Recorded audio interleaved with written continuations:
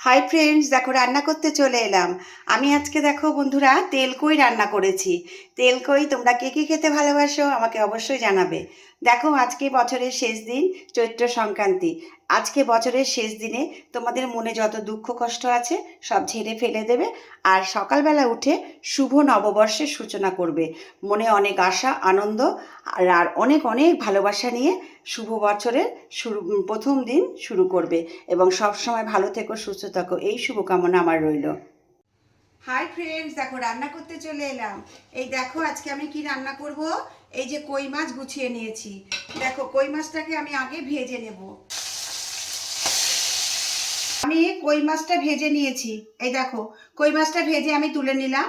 এবারে আমি এর মধ্যে শুকনো গোটা জিরে, তেজপাতা আর দারচিনি, লবঙ্গ, এলাচ ফোড়নে দিয়ে দিলাম। এবারে আমি এর মধ্যে পেঁয়াজগুলোকে দিয়ে দেব, টমেটোটাও দিয়ে দেবো, একসাথে দুটো ভেজে নেব। এর মধ্যে একটু নুন দিয়ে দেবো, তাহলে ভাজাটা তাড়াতাড়ি হয়ে যাবে, বুঝলে বন্ধুরা। আমার পেঁয়াজটা আর টমেটোটা সুন্দর করে ভাজা হয়ে গেছে। এর মধ্যে আমি এখন আদা বাটা দিয়ে দেব।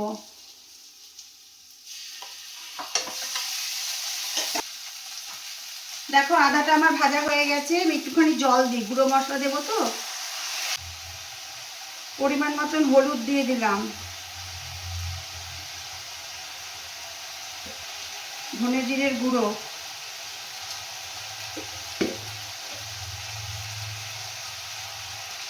লঙ্কার গুঁড়ো, গরম মশলার গুঁড়ো।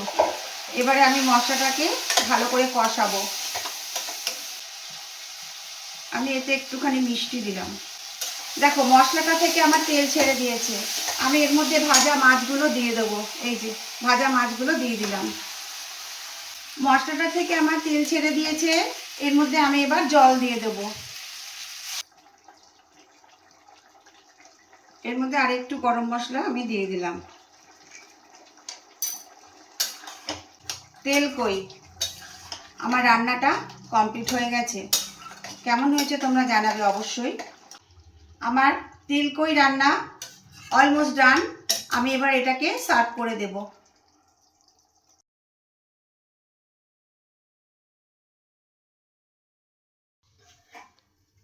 দেখো বন্ধুরা, আমি কালো জিরে, কাঁচা লঙ্কা, টমেটো দিয়ে আলুর তরকারিটা করে নিলাম।